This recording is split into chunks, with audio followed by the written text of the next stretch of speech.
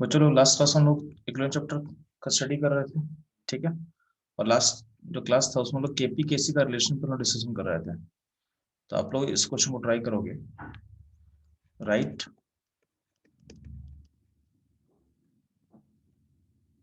Relation of KP and KC और combination of, इसको और बेटर लिख सकते हो, फॉर स्टैंडर्ड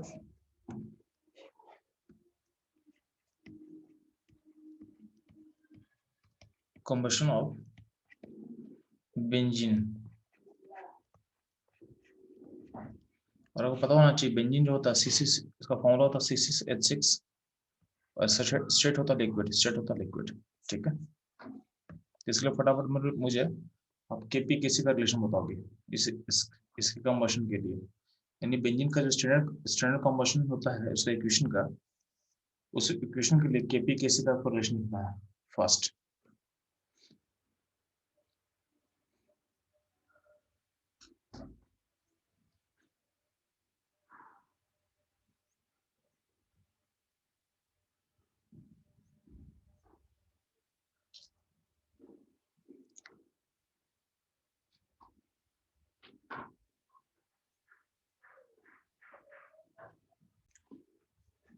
तो बच्चों लोग अगर हमको केपी केसी का रिलेशन लिखना होगा तो सबसे पहले हमको कॉम्बिनेशन का इक्वेशन लिखना पड़ेगा, किसका? बेंजीन का। तो बेंजीन का इक्वेशन कॉम्बिनेशन का क्या होगा? तो C6H6 स्ट्रेट होता है इसका लिक्विड, इसमें कितना कार्बन है? 6 कार्बन है, तो 6CO2, इससे स्ट्रेट होगा गैस, प्लस 3H2O, इसका स्ट्रेट होगा लिक्विड। क्या होगा? स्ट्रेट होगा लिक्विड। और अब हमको O को बैलेंस करना है, तो राइट में कितना ऑक्सीजन यूज हुआ? तो राइट में ऑक्सीजन कितना है? 15 ऑक्सीजन है, O एटम है, तो यहाँ पे लगा देंगे 15/2 O2 गैस, ठीक। तो डेल्टा एन जी का वैल्यू निकल इसके लिए, तो राइट में 6 गैस है और लेफ्ट में 7.5 गैस है। इसका मतलब डेल्टा एन जी होगा -1.5, या बोल सकते हो आप 3/2, -3/2, ठीक है। तो वंस आपको डेल्टा एन जी मिल गया तो केपी के से रिलेशन क्या हो जाएगा? तो केपी इक्वल टू क्या होता है? के सी आर टी का पावर क्या होगा? डेल्टा एन जी होगा। Delta N G. तो KP K C R T का पावर -3/2 हो जाएगा, ठीक है। तो आप लोग केपी के सी समझ में आ गया? बता ना, लास्ट क्लास में क्या सीख रहे थे? तो हम लोग केपी के इक्विलिब्रियम निकालना सीख चुके हैं, ठीक है। तो डिफरेंट इक्विलिब्रियम कांस्टेंट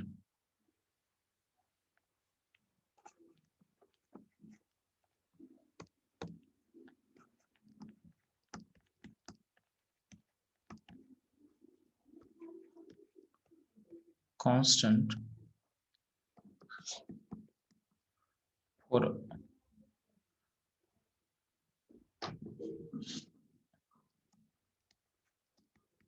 इक्विलिब्रियम, ठीक है। तो फॉर एक डिफरेंट इक्विलिब्रियम कांस्टेंट क्या क्या हम लोग सीख चुके हैं? तो हम लोग के इक्विलिब्रियम लिखना सीख चुके हैं, हम लोग केसी लिखना सीख चुके हैं, हम लोग केपी लिखना सीख चुके हैं, ठीक है। तो हम लोग तीन चीज लिखना सीख चुके हैं। इसमें एक और चीज होता है केपीसी। क्या होता है? केपीसी, ठीक है। तो ध्यान ना, आगे बढ़ने से पहले हल्का सा रिकैप कर दे रहे हैं कि इक्विलिब्रियम केसी और केपी के लिए आपके लिए, ठीक है। तो ध्यान देंगे, अगर आपके पास एक रिएक्शन दिया हुआ है 2A liquid plus 3B gas plus 4C solid gives 2D gas, ठीक है।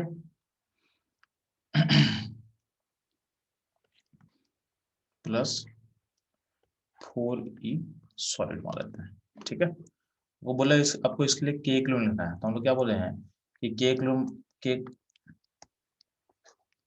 एक्सप्रेशन में सारा का सारा चीज लेना आपको है, तो सॉलिड और लिक्विड सारा को लेना है, ठीक है।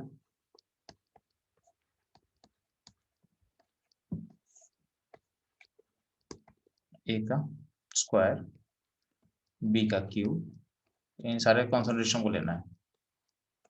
ये होगा आपको के किलो। वो केसी लिखना था तो क्या था, केसी लिखने में क्या बोला गया है, उसी कॉन्सेंट्रेशन को लोगे जो वैरी कर सकता है, तो वैरी क्या करता है, गैस और एक्वस, ठीक है। बेस तो केसी के एक्सप्रेशन में सिर्फ गैस और एक्वस का टर्म लेना आपको, यानी यहाँ पे सिर्फ क्या होगा, यहाँ पे एक्वस तो है नहीं, यहाँ पे सिर्फ गैस लोगे, तो डी का कॉन्सेंट्रेशन बाई बी का कॉन्सेंट्रेशन का क्यूब केसी। और केपी के एक्सप्रेशन में क्या होता है जी, तो केपी का एक्सप्रेशन होता है इन टर्म्स ऑफ प्रेशर, तो प्रेशर किसका होगा, सिर्फ गैस का होगा, ठीक है। तो केपी में सिर्फ गैस का लेंगे, प्रेशर ऑफ डी का क्या होगा क्यू, प्रेशर ऑफ बी का क्या होगा, सर प्रेशर बी का स्क्वायर, प्रेशर बी का क्यूब होगा, ये हो गया केपी। तो के किलो के एक्सप्रेशन में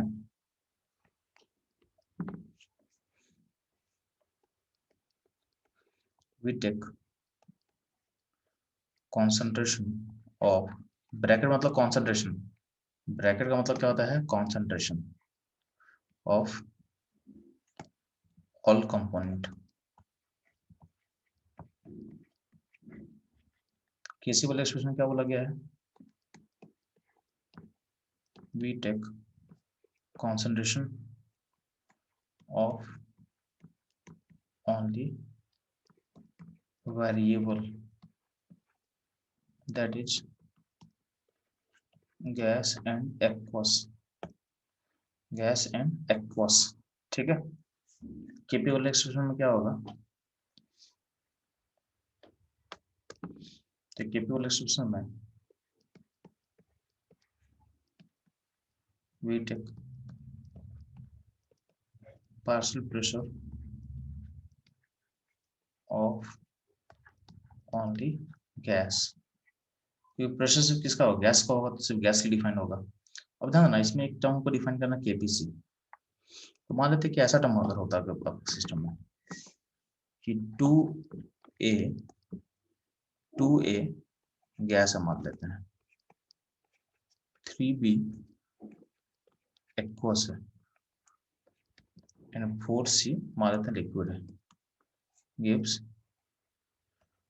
2d गैस मान लेते हैं, ठीक। अब इसके लिए केसी क्या होगा जी, तो इसके लिए आप केसी लिख सकते हैं, केसी में क्या कर लेंगे, तो सी को छोड़कर सब ले लेंगे, तो डी का स्क्वायर बाई ए का स्क्वायर एंड बी का क्यूब, ये हो जाएगा केसी। अब ध्यान, चूंकि डी और सी क्या है, गैस है, तो हमको पता है कि प्रेशर ऑफ डी, यानी हम ऐसा बोल सकते हैं क्या, जो कॉन्सेंट्रेशन है डी का, सब लिख सकते हो pressure of D by R T. Similarly जो कॉन्सेंट्रेशन है किसका, ए का, ये हो जाएगा pressure of A by R T हो जाएगा। तो डी और ए आपको समझ में आ रहा है, आपको डी और ए आपको समझ में आ रहा है, तो प्रेशर डी का कॉन्सेंट्रेशन क्या होगा, तो P D by R T, और ए का कॉन्सेंट्रेशन क्या होगा, P A by R T, ठीक। अब ध्यान देना, तो अगर हम कोशिश करेंगे तो क्या होगा, केसी में जो कॉन्सेंट्रेशन है उसको बोले क्या पूछ सकते हैं, डी को बोले क्या पूछ सकते हैं, तो P D by are T का स्क्वायर, नीचे क्या होगा, पी ए टी का क्यूब, और सॉरी यहाँ भी स्क्वायर होगा, यहाँ भी क्या होगा, स्क्वायर होगा। और यहाँ पे बी क्या है, बी एक्वस है, बी को हम कुछ कर तो सकते नहीं है, तो बी को हमें लिखना पड़ेगा, बी का कॉन्सेंट्रेशन क्या होगा, क्यूब होगा। अब ध्यान ना, इसको अगर हम अरेंज करें तो क्या हो जाएगा, तो ऊपर होगा पी डी का स्क्वायर हो जाएगा, और नीचे क्या हो जाएगा, पी ए का स्क्वायर हो जाएगा, ठीक है। और आर टी का पावर, और यहाँ पे बी का एक स्क्वायर होगा, और यहाँ पे बी का, सॉरी बी कहाँ पे क्या होगा, क्यूब होगा, और यहाँ पे आर टी का पावर क्या होगा, तो आर टी का पावर नेट कैंसिल हो जाएगा, नेट क्या होगा, टू टू कैंसिल हो जाएगा।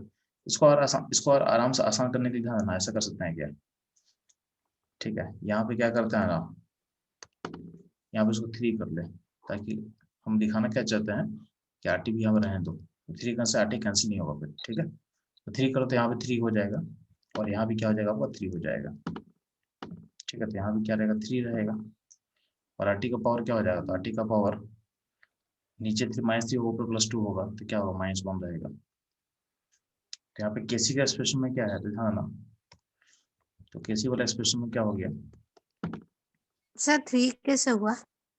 हम चेंज कर दिए, ठीक है, हम यहाँ इसको चेंज किया कॉफिशिएंट को, ठीक बच्चा, ओके सर। ठीक है। मतलब आरटी का अगर 2 लेंगे तो आरटी आरटी कैंसिल होता है ना, तो हमको आरटी को रखना था, ठीक है। ओके तो सर। आरटी को रखने के लिए हम यहाँ पे ऐसा कर दिए कि यहाँ पे 3 कर दिए, ठीक। तो यहाँ पे क्या हो जाएगा, तो ऊपर हो जाएगा प्रेशर ऑफ डी का पावर क्या होगा 3 हो जाएगा, और यहाँ पे प्रेशर ऑफ क्या होगा ए का पावर क्या होगा स्क्वायर रहेगा,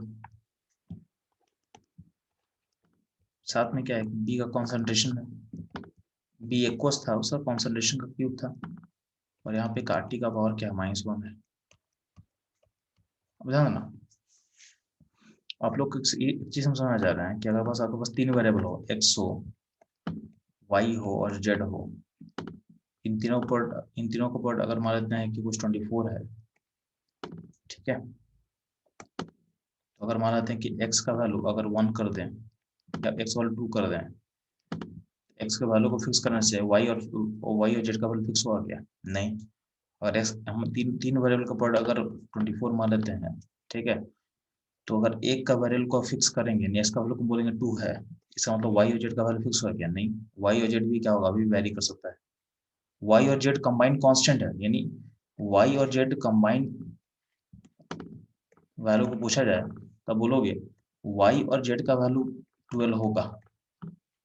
अगर x को 2 बोल देंगे तो y z का वैल्यू कंबाइंड वैल्यू होगा 12, लेकिन बोलेंगे y का वैल्यू क्या है z का वैल्यू क्या है, अब बता नहीं पाओगे। अभी भी क्या है, अभी इस केस में क्या है, y अभी वेरिएबल है, y एंड z बहुत आर वेरिएबल, लेकिन दोनों के वेरिएबल का जो प्रोडक्ट है कांस्टेंट है,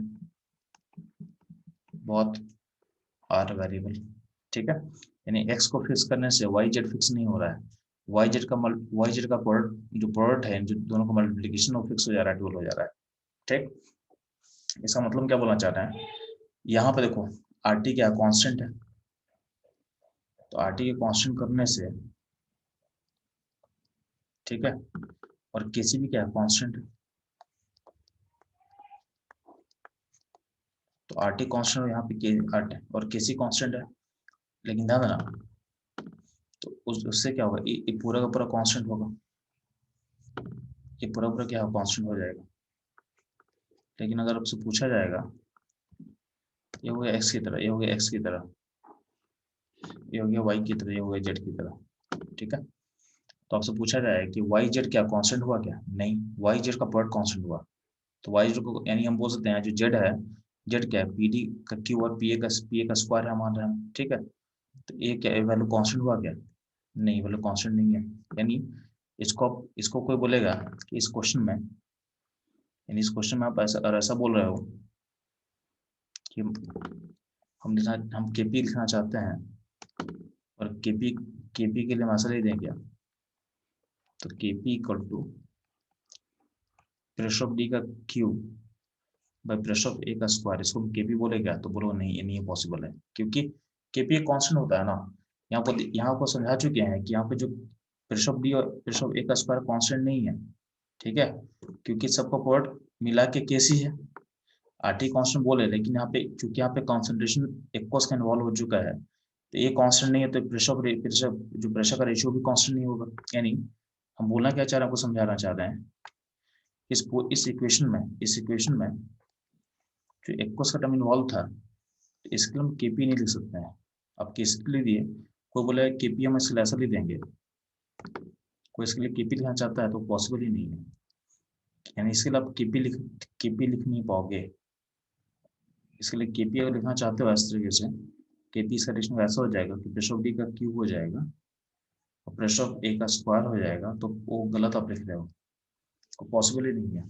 ठीक है, क्योंकि हम दिखा चुके हैं कि केसी का एक्सप्रेशन में ऐसा कुछ यहाँ पे है, तो आपको समझा चुके हैं कि प्रेशर का यहाँ पे जो प्रेशर का रेशियो आप लिखोगे वो कांस्टेंट टर्म नहीं है, क्योंकि साथ में एक कॉन्सेंट्रेशन इन्वॉल्व है जो कि एक्वस का जो वैरी कर सकता है, जो कि वैरी कर सकता है। तो अगर ये वैरी करेगा तो प्रेशर का रेशियो वैरी करेगा, यानी प्रेशर का रेशियो कांस्टेंट होगा ही नहीं। ठीक है, तो यहाँ पे आप केसी, यहाँ पे केपी लिख नहीं पाओगे, यहाँ पे केपी नहीं लिख पाओगे, यानी इसको हम केपी नहीं बोल सकते, इसको हम केपी नहीं बोल सकते हैं। ये बात समझ में आप लोग को कि नहीं?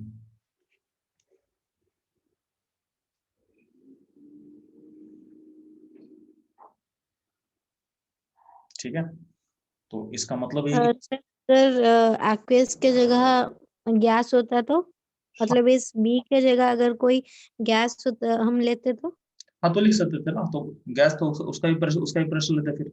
यहाँ पर कॉन्सेंट्रेशन नहीं लेते, यहाँ पे प्रेशर हो जाता, फिर यहाँ पे फिर प्रेशर हो जाता ना, ये प्रेशर हो जाता, तो फिर उसको उसको प्रेशर में लिंक कर देते हैं आप, तो लिख पाते हैं केपी। ठीक है, यानी सोल मतलब ये है कि जब भी एक्वस रहेगा सिस्टम में, उसके लिए आप केपी नहीं लिख पाओगे, उसके लिए आप केपी नहीं लिख पाओगे। बात समझ में आ रहा है? Yes sir. जब भी आपका सिस्टम में गैस के साथ एक्वस लिखा रहेगा ना, तो उसके लिए केपी डिफाइन कर नहीं पाओगे आप। ठीक, केपी कभी तभी डिफाइन होगा तो सिर्फ गैस रहेगा, या तो गैस के साथ सॉलिड या लिक्विड रहेगा तो केपी डिफाइन कर सकते हैं। ठीक है, गैस के साथ एक एक्वस लिखा रहेगा तो उसके लिए केपी लिख नहीं सकते हम, उसके लिए केपी डिफाइन होगा ही नहीं। ठीक है, बात समझ में आया? तो याद है ना, इस इक्वेशन में हम केपी लिख नहीं सकते हैं, लेकिन याद है ना, आपको बता चुके हैं कि जेड इंटू वाई, यानी ये जो वैल्यू है, यानी प्रेशर इंटू कॉन्सेंट्रेशन, ये कांस्टेंट है, ये कांस्टेंट है। ठीक है, तो यहाँ पे हम क्या लिख सकते हैं कि केसी इक्वल टू क्या था, प्रेशर ऑफ डी का क्यूब था, प्रेशर ऑफ ए का स्क्वायर था, इंटू कॉन्सेंट्रेशन ऑफ बी का क्या क्या था, क्यूब था,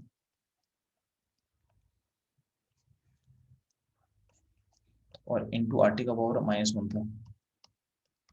तो चूंकि ये कांस्टेंट है, चूंकि ये कांस्टेंट है और आर टी भी का क्या है, कांस्टेंट है, दोनों कांस्टेंट है, इसका मतलब क्या है, ए भी कांस्टेंट, ए भी कांस्टेंट रिप्रेजेंट करेगा, यहाँ पे जो एक्सप्रेशन है ए भी कांस्टेंट रिप्रेजेंट करेगा। ठीक, और ये कांस्टेंट को रिप्रेजेंट कर रहा है, तो इस कांस्टेंट को बोलते हैं केपीसी। क्या बोलते हैं, केपीसी। क्या बोलेंगे, केपीसी। ठीक, तो केपीसी का मतलब होता है, केपीसी मतलब क्या होगा, तो ध्यान ना, केपीसी का मतलब होता है equilibrium constant in terms of pressure and concentration. ठीक, तो केपीसी का मतलब होगा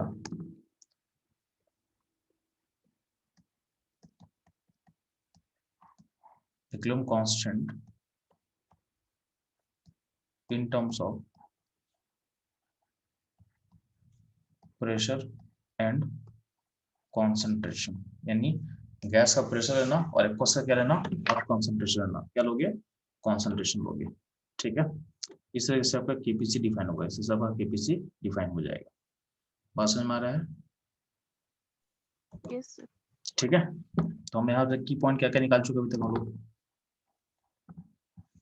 कि केपी कब डिफाइन नहीं होते हैं, ध्यान था ना, केपी के लिए कुछ टर्म याद रखना, कुछ इंपॉर्टेंट चीज आप याद रखना।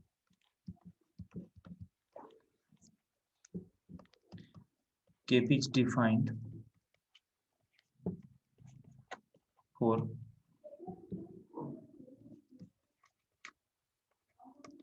reaction system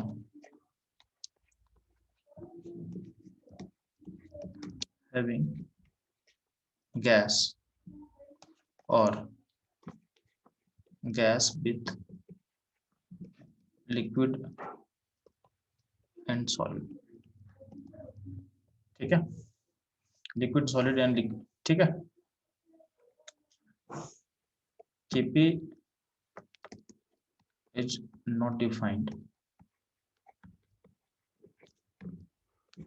for system having aqueous। ठीक है, तो KP is not defined for system having aqueous, एक चीज को ध्यान रखना है।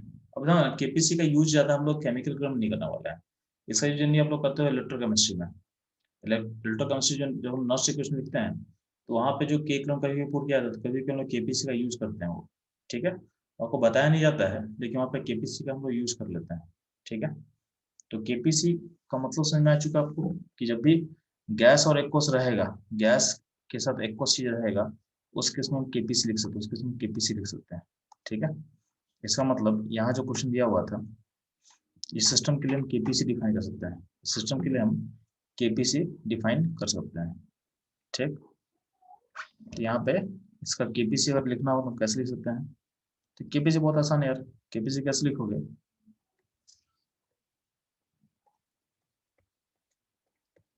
तो केपीसी में क्या करना है, जो गैस उसका प्रेशर लेना है, जो गैस उसका प्रेशर लेना है, और जो एक्वस होगा, जो एक्वस उसका कॉन्सेंट्रेशन लेंगे, ये हो जाएगा केपीसी, ये हो जाएगा केपीसी। तो आपको डिफरेंस समझना चाहिए तीनों कांस्टेंट का, ठीक है। हम लोग इक्विलिब्रियम का कांस्टेंट सीख गए अलग अलग टर्म्स में, के इक्विलिब्रियम क्या होता है, केसी क्या होता है, केपी क्या होता है, केपीसी क्या होता है, को समझ आ चुका है, ठीक। हम लोग केपी केसी का रिलेशन करना सीख चुके हैं, ठीक है। अच्छा, केपी केसी का रिलेशन है ना, जो आप आर का वैल्यू पुट करते हो बता चुके आपको कितना लेना होता है जी, आर का वैल्यू लेना होता है 0.08, ठीक है। आपको बहुत गलती मत कर देना, बहुत आर का वैल्यू को बहुत लोग गलती से क्या करता है 8.314 ले लेता है, ठीक है। तो केपी केसी वाले एक्सप्रेशन में जो आर का वैल्यू होगा वो 0.08 लेना। क्यों? क्योंकि जो केपी होता है ना, केपी केपी और कॉन्सेंट्रेशन में जो रिलेशन निकालते हैं, तो जनरली मेरा प्रेशर किस में लेते हैं, एटीएम लेते हैं, बार में लेते हैं, पास्कल में प्रेशर बहुत कम जाता है, ठीक है। तो आपको केपी या केसी में कहीं भी अगर एटीएम, देखो जनरली एटीएम में ले जाता प्रेशर, कि बार पास्कल बहुत, मतलब पास्कल लेने से क्या होगा, केपी केसी का वैल्यू बहुत लार्ज हो जाएगा, ठीक है। तो और केपी का वैल्यू और प्रेशर का वैल्यू हम पास बार में या एटीएम में लेंगे, तो बार एटीएम में लेंगे तो क्या होगा, आर का वैल्यू होगा 0.08 लेना, ठीक है। जनरली बोला क्या जाता है, जब एटीएम में रहता है तो एटीएम में रहते हैं 0.0821, एटीएम अगर हम यूज कर रहे हैं प्रोसेस में तो हम आर का वैल्यू लेंगे 0.0821, और बार रहता है तो हम लेते हैं 0.0831, ठीक है। अब इन दोनों के लिए, इन दोनों को आप कॉमनली लिख सकते हो 0.08, बात बराबर है, ठीक है। कभी कभी रेयर केस में अगर मान लेते हैं कि यहाँ पे पास्कल यूज हुआ है, कभी कभी अगर पास्कल जो होता नहीं है, कभी कभी रेयर में पास्कल ले लेगा, तो उस केस में आपको आर का वैल्यू पुट करना है 8.314, क्या पुट करना आपको 8.314, ठीक है।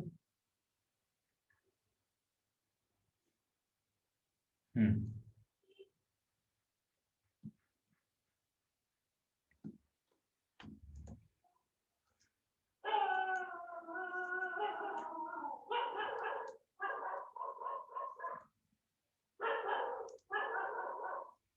ध्यान देना पे।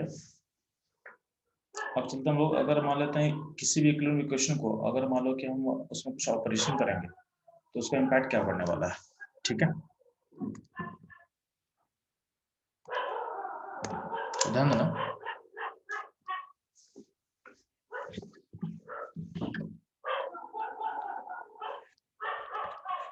Operation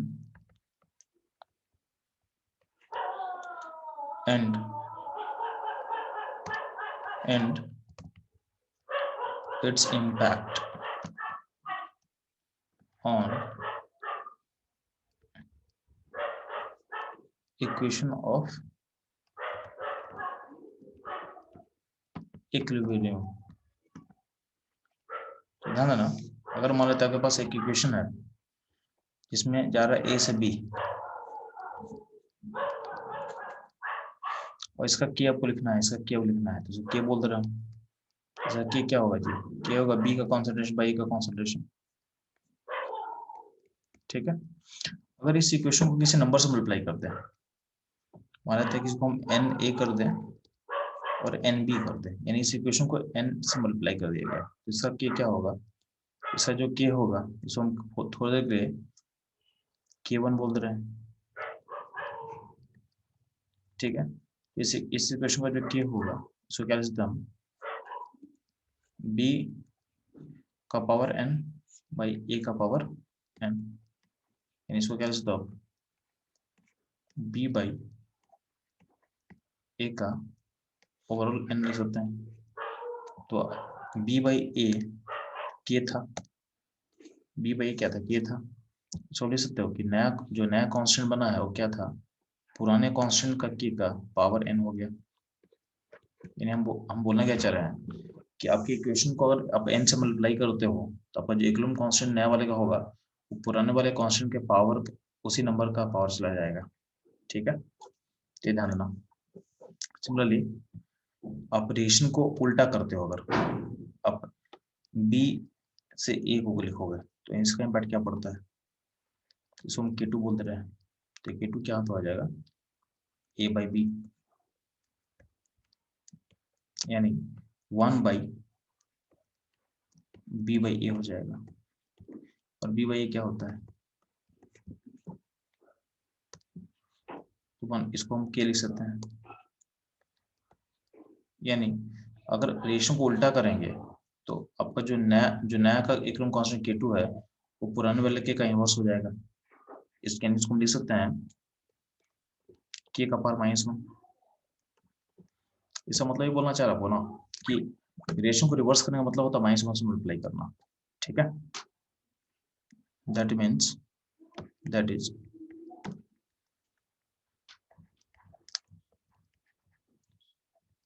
reversing equation is equivalent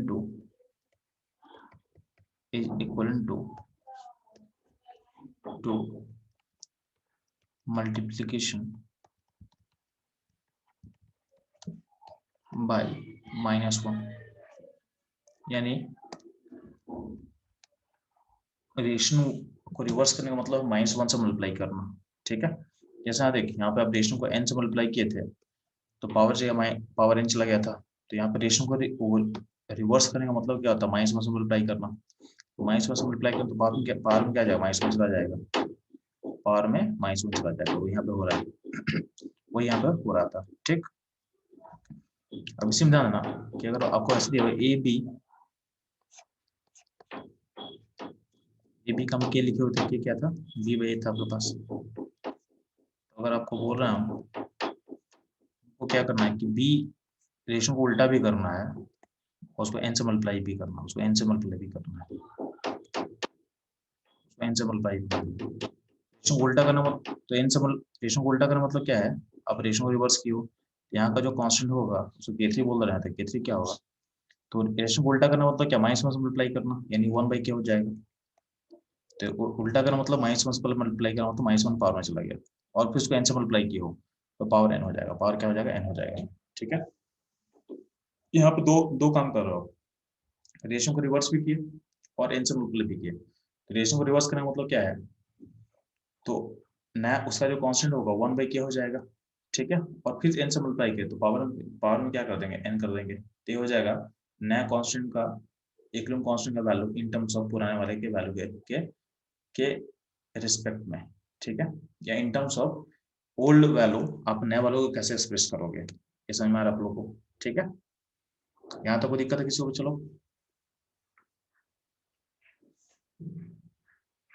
इसमें कोई दिक्कत है बच्चा, नहीं?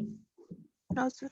ठीक है, नो सर। अब ध्यान देना, यहाँ समझ में आ चुका है तो अगर ध्यान दे कि आपके पास ऐसा कोई दिया हुआ है कि एक इक्वेशन ऐसा लिखा हुआ है, ए से बी है, ऐसा कुछ के है। ठीक है, तो यहाँ का के, इसको मान लेते केवन बोल देते हैं, तो केवन क्या आपके पास है, बी बाई है। और एक इक्वेशन है सी से डी। ठीक है, वैसा K2 है, K2 क्या है, D बाई सी है। ठीक है, अब ध्यान देना, इसको रिएक्शन 1 बोल दे रहे हैं, इसको रिएक्शन 2 बोल दे रहे हैं। अगर मान लेते कि अब अगर कोई ऐसा करता है ना, कोई ऐसा लिखता है कि हम 2a + 3c gives 2b plus 3d, इस इक्वेशन को क्या लिखना है, इसका क्या लिखना है इन terms of k1 and k2। तो right the equation of this इस इक्वेशन का क्या लिखना है इन terms of k1 and k2। तो इसका क्या कैसे लिखें ध्यान देना, आपको पहले आपको देखना है कि इक्वेशन मिला कैसे होगा, आपको इक्वेशन मिला कैसे होगा आपको। तो देखो 1 2 को चेक करो, तो रिएक्शन में अगर 1 को आप 2 से मल्टीप्लाई करो, क्या करना है, रिएक्शन 1 को 2 से मल्टीप्लाई करना है और फिर रिएक्शन 2 को 3 से मल्टीप्लाई करना है।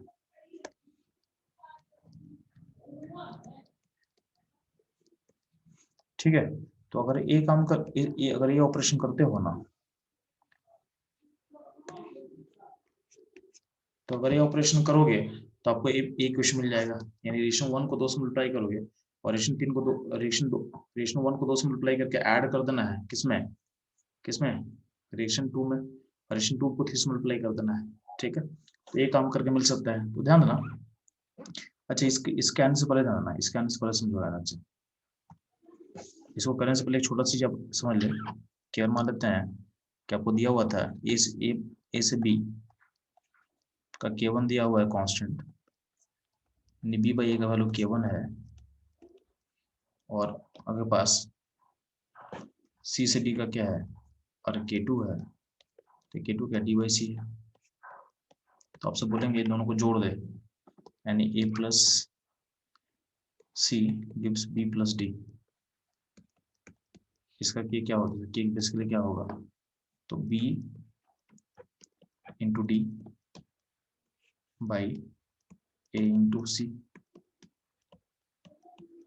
तो हम क्या बोल रहे हैं, दोनों को हम जोड़ रहे हैं, यानी हम यहाँ प्रोसेस में क्या कर रहे हैं, दोनों को जोड़ रहे थे, यानी रिएक्शन 1 इसको मानते हैं, इसको रिएक्शन 2 मान लेते हैं, दोनों को हम जोड़ दिए, यानी 1 प्लस 2 कर रहे हैं।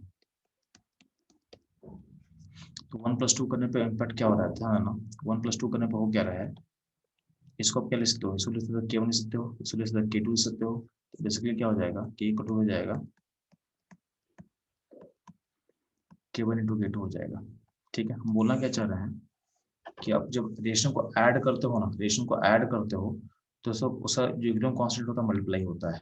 ठीक है, इन दो रिएक्शन को ऐड करने से क्या होगा, जो नया इक्वेशन का जो कांस्टेंट बनेगा वो दोनों इक्विलिब्रियम कांस्टेंट, दोनों इक्विलिब्रियम इक्वेशन के कांस्टेंट के मल्टीप्लिकेशन के बराबर होगा, इन दोनों को ऐड करने का मतलब है उसके कांस्टेंट को मल्टीप्लाई कर देना। ठीक, अगर मान लेते हैं आपका इक्वेशन अगर ऐसा होगा, a plus D gives b plus C, इसमें हम क्या किए हैं, रिएक्शन 1 है माइनस रिएक्शन 2 कर दिए हैं, 1 को 2 से माइनस कर दिए हैं। ठीक है, इसका क्या लिखना होगा, तो इसका क्या होगा, तो इसका क्या होगा b into C divided by a into D, ये जो यहाँ पे है ये क्या हो जाएगा, ये हो जाएगा k1 और ये हो जाएगा 1 बाई k2 हो जाएगा, ये हो जाएगा 1 बाई k2, क्या हो जाएगा kn बाई k2 हो जाएगा।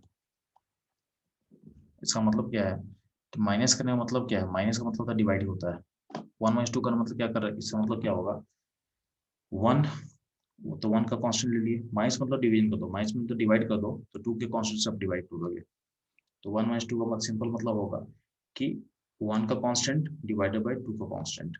ठीक है, इसका मतलब जब आप ऑपरेशन करो इक्वेशंस में, तो आप एडिशन को और ऐड करोगे ना, तो रिएक्शन का एडिशन, रिएक्शन में एडिशन का मतलब जो कांस्टेंट होगा, कांस्टेंट्स के रिस्पेक्ट में क्या होता है, मल्टीप्लिकेशन होता है, और रिएक्शन में अगर माइनस होगा इसका मतलब क्या होता है, यहाँ पे क्या होता है, डिवीजन होता है। तो ये ध्यान देना, रिएशंस को ऐड करने का मतलब, ठीक है, कांस्टेंट में क्या होता है, मल्टीप्लाई होगा, रिएशन में माइनस करो उसका मतलब क्या होगा, कांस्टेंट में क्या डिवाइड होगा। ठीक है, रिएशन को मल्टीप्लाई सर करो, वो और थोड़ा फिर से बताएंगे ठीक है, पिछले एक वाले। समझे, यहाँ पे क्या हो रहा है कि जब भी आप दो रिएशन को ऐड कर रहे हो ना, ठीक है, तो ऐड करने का मतलब होता है सर जो नया कांस्टेंट बनने वाला है दोनों का मल्टीप्लाई के बराबर हो जाएगा, यानी यहाँ पे क्या है, जब एडिशन की हो, एडिशन इक्विवेलेंट टू कांस्टेंट में क्या होता है, मल्टीप्लिकेशन के इक्विवेलेंट है। ठीक है, दो रेशो को ऐड करना मतलब क्या होता है, आपस में उसके कांस्टेंट को मल्टीप्लाई कर दो। ठीक, अगर दो रेशो, अगर मान लो किसी रेशो का क्या कर रहे हो, अगर मान लेते हैं माइनस कर रहा है, माइनस कर रहा है 1/2, तो इसका क्या होगा, माइनस का मतलब होता है डिवीजन, क्या कर रहे हो, डिवाइड करते रहो, क्या करोगे आप, डिवाइड कर दोगे। ठीक, बच्चा समझ में आया सबको कि कोई डाउट यहाँ पे? सर आप जो इक्वेशन लिखे कि a+d इक्वल b+c, वही मैं अगर माइनस में तो ये माइनस ही होगा ना। माइनस नहीं, इसका रेशो माइनस में तो उल्टा हो गया ना रेशन, मतलब अगर 1/2 के बच्चा, तो रेशन तो रिवर्स हो गया ना, रेशन था सी, सी से डी था, हाँ सर। तो माइनस का मतलब रिवर्स करना होता है, ओके सर। तो रिवर्स करके ऐड कर दिया उसको, तो इक्वेशन ऐसा बन जाएगा कि नहीं। Yes sir. आप उसको लिखते हैं a minus C gives b plus b minus D, लिखते हैं तो d को इधर कर दिया और c को उधर कर दिए। हाँ सर, समझ गए। समझ में आया? तो माइनस का मतलब होता है हाँ सर। रिवर्स करना, तो रिवर्स करके हम ऐड कर दिया उसको। ठीक है, हाँ सर। तो इसका मतलब समझिए यहाँ पे ध्यान से। तो अगर मान लीजिए कि कोई रिलेशन है, ध्यान देना, अगर पर 3 रिलेशन है, इसको ऐसे समझिए, आप फटाफट समझ ले। आपका रिलेशन 1 है, उसका कांस्टेंट k1 है, रिलेशन 2 है, उसका कांस्टेंट k2 है, उसका रिलेशन 3 है, उसका कांस्टेंट k3 है। तो अगर बोला जाएगा कि अब रिलेशन, इसमें देखो अलग अलग किस लेते हैं हम, तो मानते हैं कोई बोलेगा relation 1 plus relation 2 plus relation 3 कर रहे हैं, इसका मतलब क्या होगा, इसका कांस्टेंट क्या लिखोगे आप, तो क्या लिखोगे, k1 into k2 into k3 कर देंगे। ठीक, कोई ऐसा बोलेगा, एक केस ये बोल रहा है, केस बी में बोला गया कि कोई ऐसा बोला कि हम रिलेशन 1 को 1 प्लस 2 इंटू 2 प्लस 3 इंटू 3 करना चाहते हैं, इसका मतलब कांस्टेंट में क्या होगा, तो k1 प्लस मतलब क्या होता है, मल्टीप्लाई k2, लेकिन k2 का चूंकि 2 से मल्टीप्लाई किया तो उसका पावर चला जाएगा k2, और फिर प्लस k3 है तो प्लस प्लस प्लस 3 मतलब क्या होगा, इंटू 3 कर देंगे,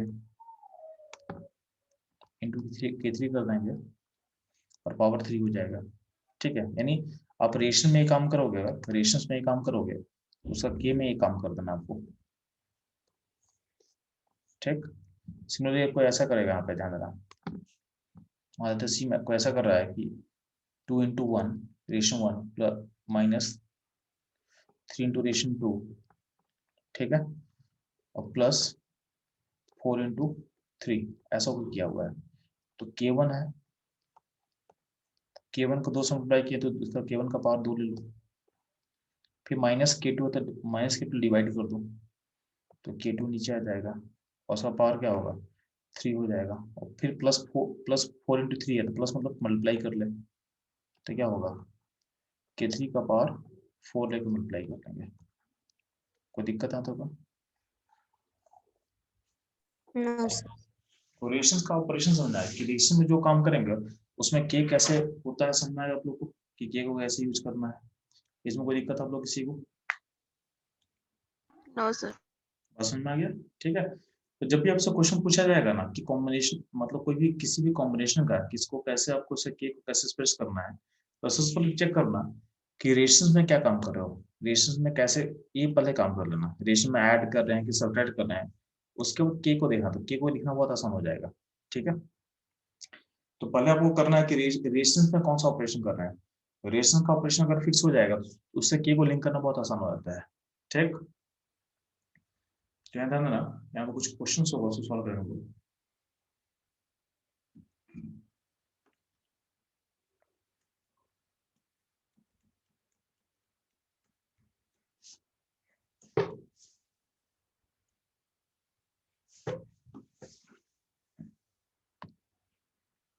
तो यहाँ पे देखो पहला ही क्वेश्चन दिया हुआ है, यहाँ पे ए है C plus half O2 give CO, उसका k1 है, और बी इक्वेशन दिया हुआ है CO plus half O2 give CO2, ऐसा k2 दिया हुआ है, तो बोला कि इन दोनों को यूज करके C+O2 गिव CO2 इक्वेशन का हमको के चाहिए, यानी इसका हमको क्या बताओगे K1 K2 के रिस्पेक्ट में हमको पता करना है इस इक्वेशन का के equilibrium in terms of K1 K2। यदि फर्स्ट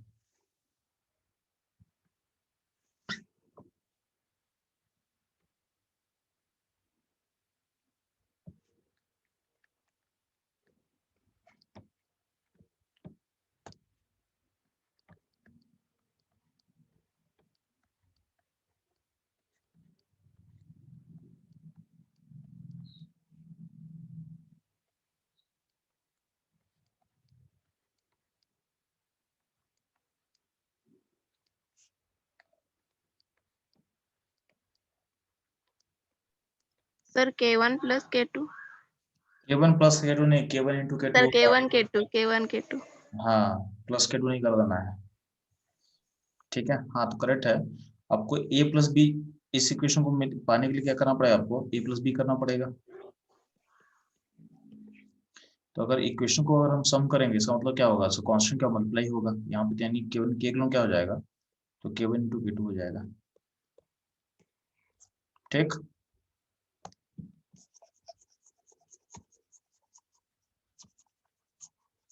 ध्यान नीचे एक क्वेश्चन दिया हुआ है, तो वहाँ पे 3 इक्वेशन है, वहाँ पे 3 इक्वेशन है आपके पास, ठीक है। a plus 2b gives c, पहला इक्वेशन आपके पास है, उसके लिए K1 है, 2c plus 2c gives d, K2 है, और d गिव्स 4e, उसके लिए K3 है। तो बोला गया इस इक्वेशन का यूज करके आपको 2a plus 4b gives 4e, ठीक है। इसका के इक्विलिब्रियम को आपको लिखना है।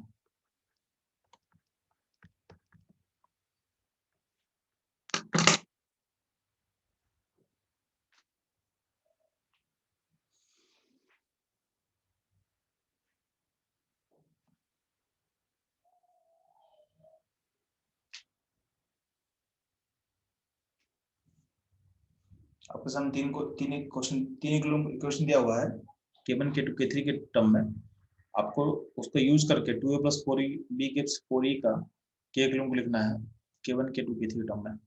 चलिए फर्स्ट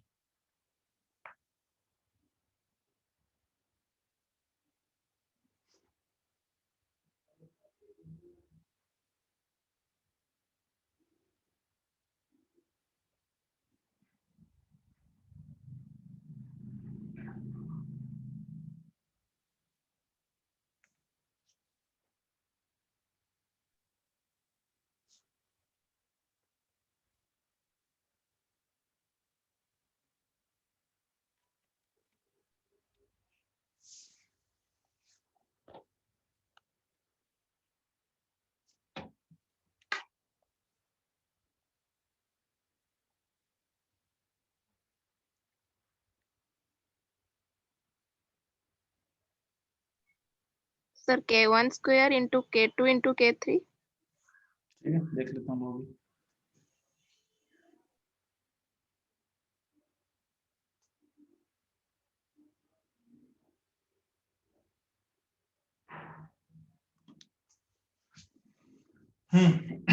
तो चलो ध्यान देना इसमें, इसको सॉल्व कैसे करेंगे। तो अब देखो रेशियो में क्या करना पड़ेगा, तो आपको दिख रहा है कि यहाँ पे 2a है, 2a का मतलब क्या होगा, रेशियो 1 को 2 से मल्टीप्लाई करना पड़ेगा, और b है तो b, इसमें b है लेकिन c गायब हो गया, c गायब कब होगा, जब उसमें उसको सेकंड में आप ऐड करोगे तो c कट जाएगा, ठीक है।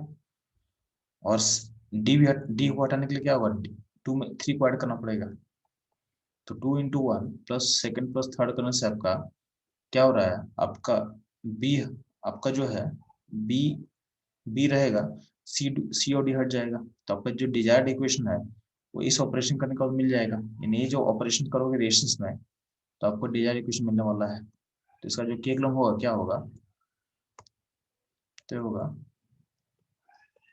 K1 का स्क्वायर, क्योंकि के का 1 को 2 से मल्टीप्लाई किया तो स्क्वायर चला गया, पावर में चला गया, प्लस K2 है तो K2 के लिए प्लस के लिए मल्टीप्लाई कर लेंगे, और प्लस K3 मतलब प्लस थर्ड मतलब क्या होगा, इंटू K3 हो जाएगा।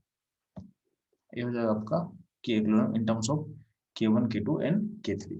ठीक है,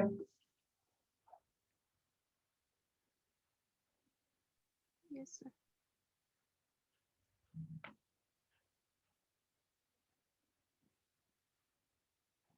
अब ध्यान देना, नेक्स्ट क्वेश्चन फोकस करेंगे हम लोग।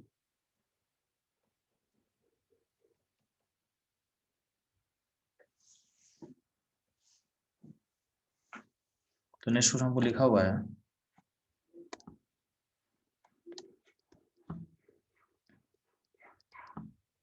A gives 4B, 2B gives C, 4D gives C plus 2E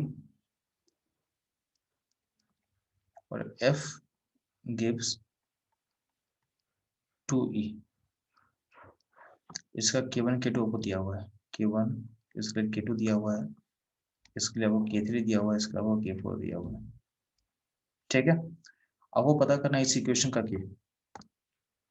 तो नीचे A plus 4D gives F plus 2C, F plus 2C, इसका वो K किलो पता करना है इन टर्म्स ऑफ K1 K2। ठीक है, ट्राई करो इसको बनाने का।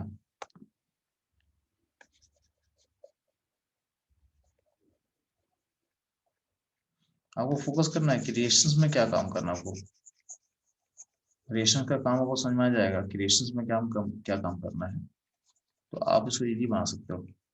ठीक है, आप ट्राई करो कि रिएक्शंस में क्या करोगे कि चीज मिल जाएगा आपको। तो रिएक्शंस का ऑपरेशन अगर क्लियर हो जाएगा, रिएक्शन में वो क्या करना है, तो कांस्टेंट में क्या करना है, ये बहुत इजीली आप निकाल सकते हो। ठीक है, ट्राई करो सॉल्व करने का।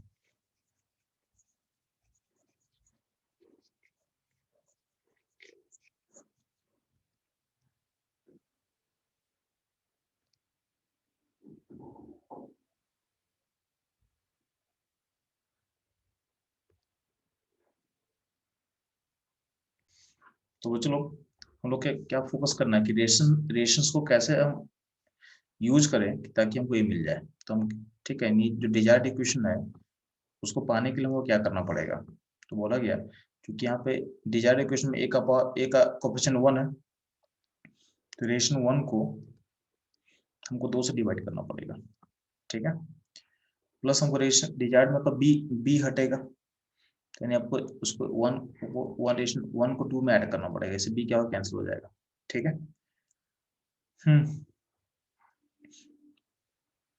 ठीक है, आपको राइट में 2c चाहिए, तो आपको थर्ड को जब ऐड करोगे तो 4d एंड 2c भी हो जाएगा।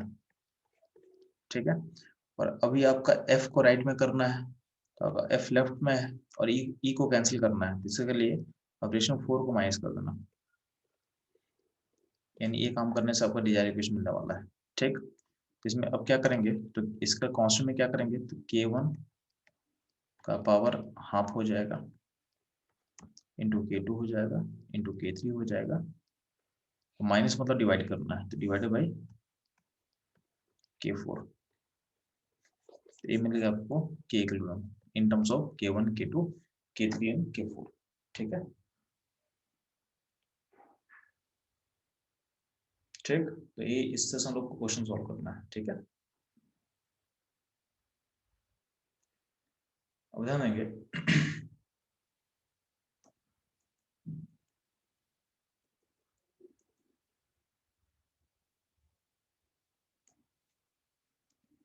यहाँ पे एक और क्वेश्चन दिया होगा पास, तो सिंपल सा क्वेश्चन है। ठीक है, क्वेश्चन क्या आपके पास है कि S plus O2 gives SO2, उसका कांस्टेंट K1 है, एक है S plus 3/2 O2 का कांस्टेंट दिया हुआ है, SO3 दिया हुआ है।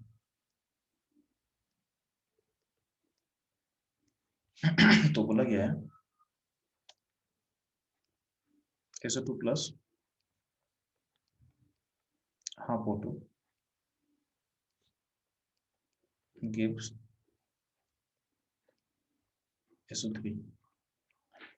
ठीक है, तो इसका K किलो निकालना आपको। इसका किलो निकलना है, ठीक है। तो सिंपली क्या करना है, तो इसका किलो चाहिए होगा तो क्या करोगे आप, तो आपको सेकेंड इक्वेशन, ठीक है, में से फर्स्ट आपको देखोगे, आपको करना क्या है, क्योंकि आपको SO2 चाहिए ना, तो SO2 प्लस हाफ O2 चाहिए आपको, ठीक है। यानी सेकेंड इक्वेशन में से फर्स्ट माइनस कर देना है। इसका आंसर क्या हो जाएगा, इसका आंसर हो जाएगा K2/K1, क्या हो जाएगा K2/K1, ठीक।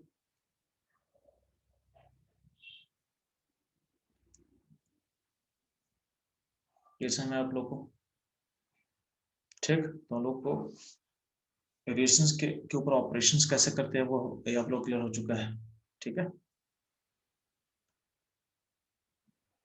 यहाँ तक में कोई दिक्कत है किसी को, चलो नहीं बताऊँ, आगे बढ़ने वाले हैं, नो सर। No, sir. ठीक है।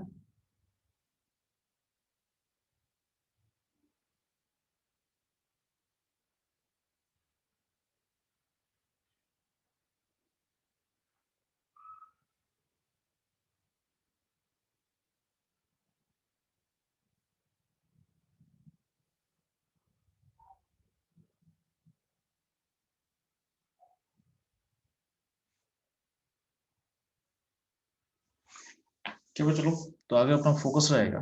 तो अभी तक हम लोग इक्विलिब्रियम का डिफरेंट कांस्टेंट को लिखने का तरीका समझ में आ चुका है। अब हमको लिखना सीखना है how to right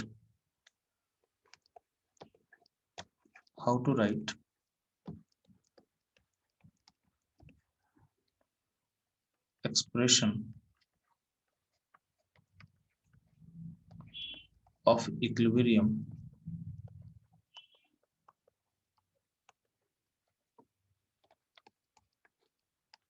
in terms of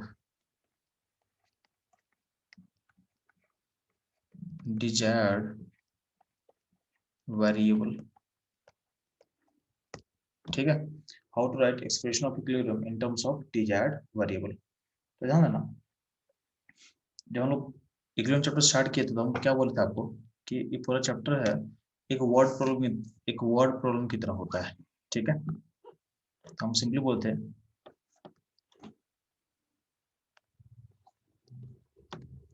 equilibrium is just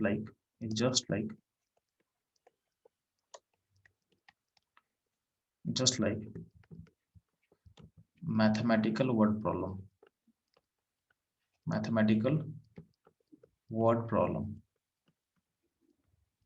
जब भी मैथमेटिक्स में कोई वर्ड प्रॉब्लम आता था आपके पास तो क्या करते थे, पहले कुछ वेरिएबल मानते थे, ठीक है। बोलता था किसी का x, किसी का h, किसी का h का डबल है, ठीक है। एज रिलेटेड प्रॉब्लम होता था, ये बहुत सारा क्वेश्चन होता था। तो आप लोग क्या करते थे, पहले वेरिएबल मानते थे, वेरिएबल के फॉर्म में इक्वेशन लिखते थे, ठीक है। तो इसका सॉल्व करने का तरीका क्या था, तो इसका सॉल्व करने का तरीका क्या था, तो first assume variable, second step में क्या करते थे, setup equation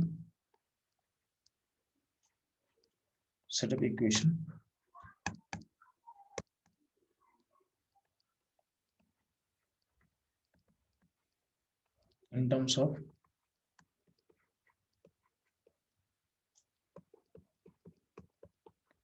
variable.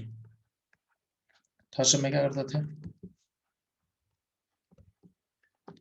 Solve equation two find value of variable. तो यहाँ पे वही काम करना है, ये जो स्टेप यहाँ पे लिख रहा है ना, वही काम आपको इक्विलिब्रियम में भी करना है। आप लोग को इक्वेशन लिखना आ चुका है, जो के है ना, जो के का एक्सप्रेशन लिखा हुआ इक्वेशन लिखना आ चुका है। अब उसमें हम वेरिएबल डालेंगे, तो आप लोग को इक्वेशन लिखना आ चुका है।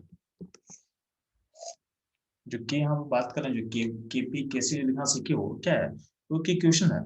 अब उसके अंदर हमको वेरिएबल पुट करना चाहिए, वेरिएबल कैसे हम लेंगे, ठीक है। तो इक्वेशन हम फ्रेम करना सीख चुके हैं, उसके अंदर वेरिएबल कैसे इनपुट करते हो हमको सीखना है। तो यहाँ पे स्टेप्स समझ में आना चाहिए।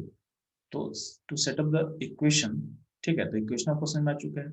अब इक्वेशन को इन टर्म्स ऑफ वेरिएबल में कैसे एक्सप्रेस करना है, ठीक है।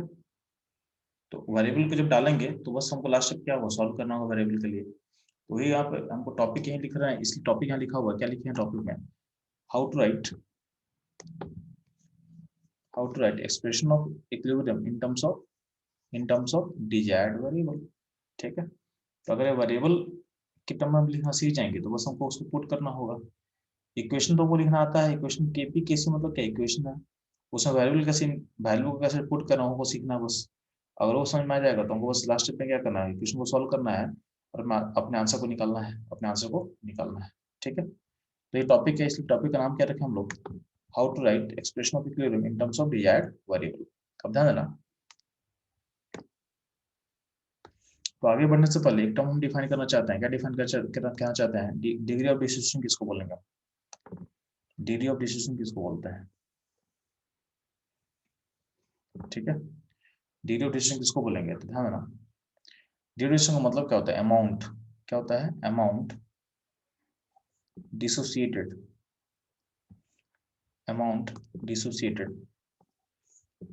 डिसोसिएटेड पर मोल और पर कंसंट्रेशन और पर प्रेशर और पर यूनिट।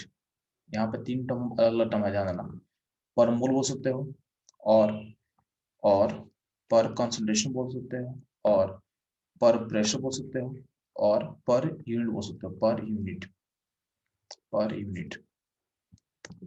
यानी हम बोल सकते हैं अल्फा, डिग्री ऑफ डिस्ट्रीब्यूशन को हम सिंबल से यूज करते हैं अल्फा, इसका सिंबल होता है अल्फा, क्या होता है अल्फा, ठीक है। तो alpha in degree of distribution किसको बोला गया है, तो बोला गया है अमाउंट डिसोसिएटेड, ये समझ में आ गया आपको, पर मोल और पर कंसंट्रेशन और क्या होगा, पर कंसंट्रेशन और क्या होगा, पर प्रेशर और क्या होगा, पर यूनिट, कुछ भी हो सकता है, पर मोल, पर कंसंट्रेशन, पर प्रेशर, पर यूनिट, इसको बोला गया अल्फा, ठीक है। जैसे हम बोल रहे हैं कि अगर हम मोल के टर्म में बात करेंगे, मोल के टर्म में बात कर रहे हैं, तो अगर मान लेते हैं आपके पास ए मोल दिया होता है, आपको क्वेश्चन में ए मोल दिया हुआ था और हम बोल रहे हैं कि ए से एक्स ब्रेक किया है, एक्स टूटा है, और हम बोल रहे हैं कि ए से एक्स टूटा है, तो अगर ए से एक्स टूटा है तो वन से कितना टूटेगा, तो वन से टूटेगा एक्स बाई ए, क्या टूटेगा,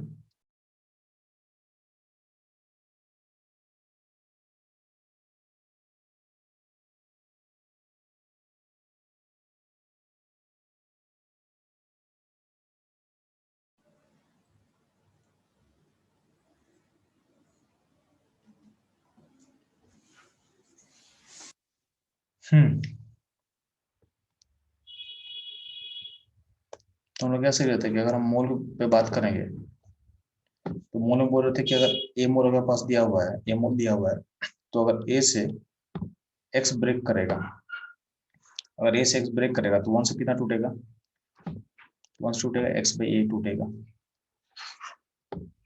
ठीक है, वन से टूटेगा एक्स बाई ए, इसको बोला गया है, क्या बोला गया है अल्फा, क्योंकि हम क्या बोले हैं कि पर मोल यानी वन से जितना टूटेगा उसको बोलने गया अल्फा, तो अगर ए से टूटे है एक्स तो वन से टूटेगा एक्स बाई ए, इसको बोला गया अल्फा, यानी ये हो गया मेरा डिग्री ऑफ डिसोसिएशन।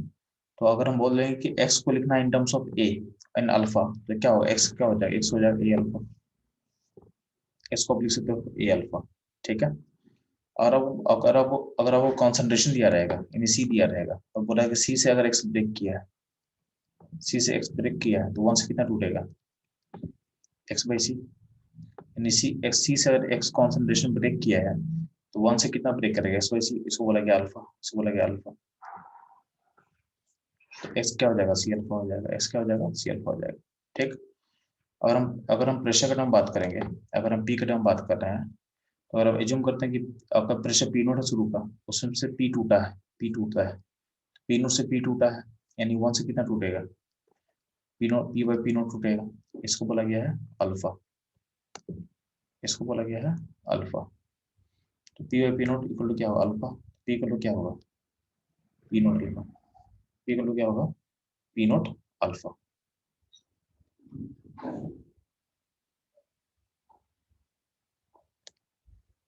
ठीक है, पी इक्वल टू क्या होगा, पी नोट अल्फा।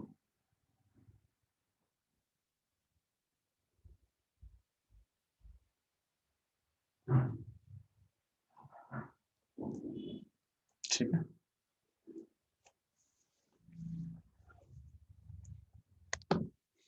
ध्यान दोगे। अपना फोकस क्या है, expression of equilibrium in terms of different variable, in terms of different variables. ठीक है, तो पहला वेरिएबल हम मोल ले रहा है, पहला वेरिएबल मोल ले रहा है। ठीक है, आपके सामने इक्वेशन फिक्स लिया गया, इक्वेशन क्या लिया हुआ है, PCl5 gives PCl3 plus Cl2 plus Cl2।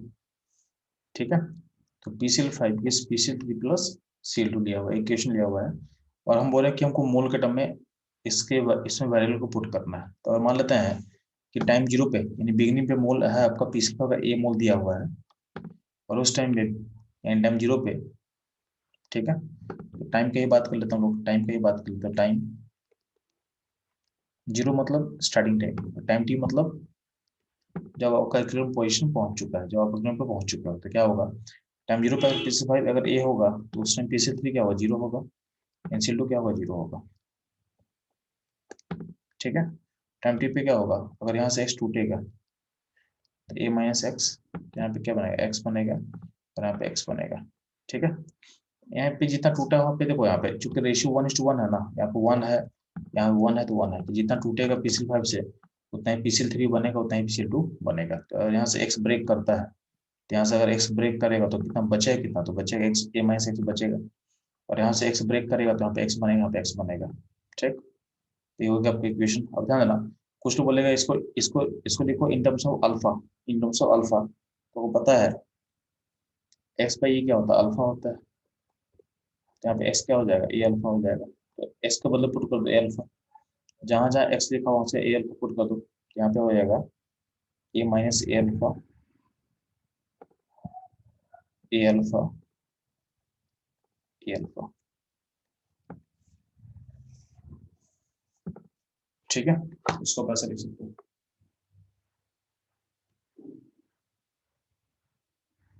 Similarly same equation में अगर बोला जाएगा, सेम इक्वेशन है, सेम इक्वेशन है। ठीक है, इक्वेशन क्या था, दिख रहा है आपको ना, PCl5 किस, यानी यहाँ पे इक्वेशन ले रहे हैं फिर से हम, तो यहाँ PCl5 था, यहाँ पे क्या था PCl3, तो यहाँ क्या था Cl2 था। ठीक है, यहाँ पर टाइम है, तो टाइम 0 एंड टाइम T की बात कर रहे हैं।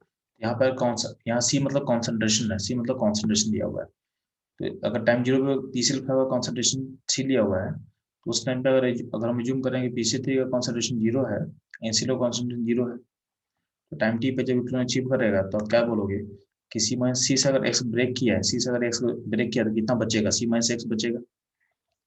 अगर C से x ब्रेक किया तो PCl5 कितना बचेगा, तो C माइनस x बचेगा, और यहाँ पे कितना बनेगा, तो यहाँ पे x और x बनेगा। अगर कुछ, तो ये हो गया आपका, ये हो गया आपका expression in terms of variable, यानी वेरिएबल को डालना सीख गए, वेरिएबल को डालना हम सीख गए। ठीक है, अब ध्यान ना, अब x को अल्फा टर्म एक्सप्रेस कैसे करो, तो x आपको पता है कि x by C equal to alpha होता है, तो 1, तो x क्या होगा, सी अल्फा हो जाएगा। तो यहाँ पे आप सी अल्फा पुट कर दो, जहाँ जहाँ x आप सी अल्फा पुट कर दो वहाँ पे सी अल्फा पुट कर सकते हो आप। ठीक है, तो C minus C alpha equal to C alpha, C alpha, ये आपका एक्सप्रेशन हो जाएगा in terms of alpha, in terms of alpha. ठीक, तो अगर कॉन्सेंट्रेशन लेंगे तभी इस तरह से आप लिख सकते हो।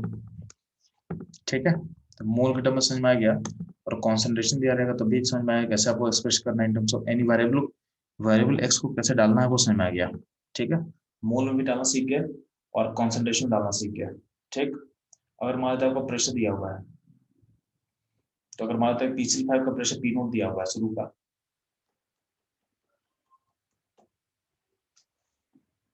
तो आपको अगर शुरू का PCl का प्रेशर P0 दिया हुआ है, PCl3 और Cl2 का प्रेशर 0 मान लेते हैं। ठीक है, तो अगर मान लेते हैं कि इक्विलिब्रियम पॉइंट पे अगर यहाँ से प्रेशर P टूटेगा तो कितना प्रेशर बचेगा, तो P0 माइनस P बचेगा, तो यहाँ P बचे, यहाँ P बनेगा, यहाँ पे P बनेगा। ठीक, और यहाँ जो P है तो आपको पता है कि P बाई P0 को हम लिख सकते हैं अल्फा, तो P को क्या लिख सकते हैं हम, P0 अल्फा लिख सकते हैं, क्या लिख सकते हैं, P0 अल्फा लिख सकते हैं। अब क्या करोगे आप, पी के बदले पी नॉट अल्फा को पुट कर दो हर जगह, तो यहाँ लिख दो, ठीक है। इसे आपका प्रेशर, अब प्रेशर टर्म में कैसे लिखना वो समझ आ चुका है एक्सप्रेशन को, ठीक है। अब ध्यान देंगे,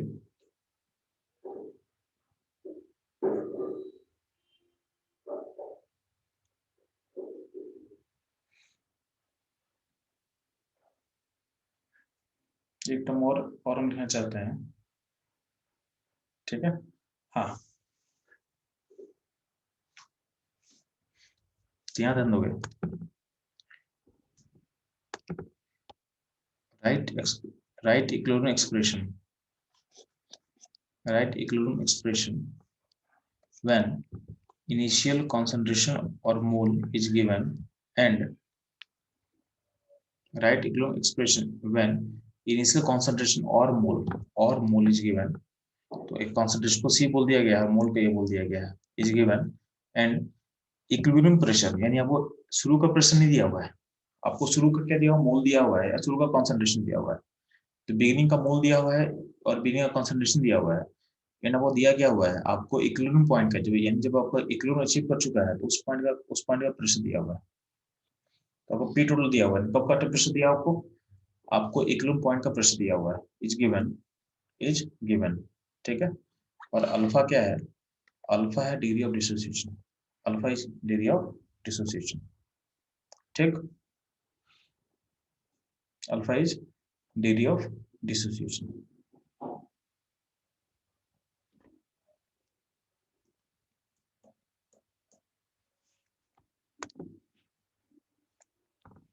तो ध्यान ना, इसमें कैसे एक्सप्रेस करेंगे, तो ध्यान ना, टाइम दिया गया, टाइम 0 पे PCl5 का मोल A दिया हुआ है, ठीक है, और उस पॉइंट पे PCl3 का मोल 0 है और Cl2 का मोल 0 दिया हुआ है, तो टाइम t जब इक्विलिब्रियम अचीव करेगा तो हम ऐसे लिख सकते हैं क्या, अगर इन टर्म्स ऑफ अल्फा बात करें तो क्या हो जाएगा, आपका PCl5 का मोल बचेगा, यानी यहाँ से A अल्फा टूटेगा तो बचेगा कितना, यहाँ से अल्फा बचेगा, यहाँ पे अल्फा बचेगा, यहाँ पे अल्फा बचेगा, ठीक है। ये हो गया आपका इक्विलिब्रियम पॉइंट का वैल्यू, आपको और इक्विलिब्रियम पॉइंट में क्या दिया होता है, पी टोटल दिया होता है, आपको पी टोटल दिया होता है इक्विलिब्रियम पॉइंट का, और आपको लिखना है केपी, आपको लिखना है केपी, ठीक है।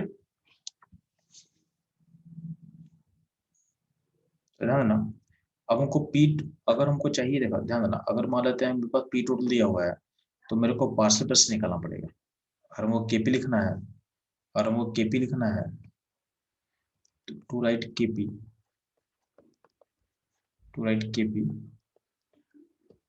we need partial pressure,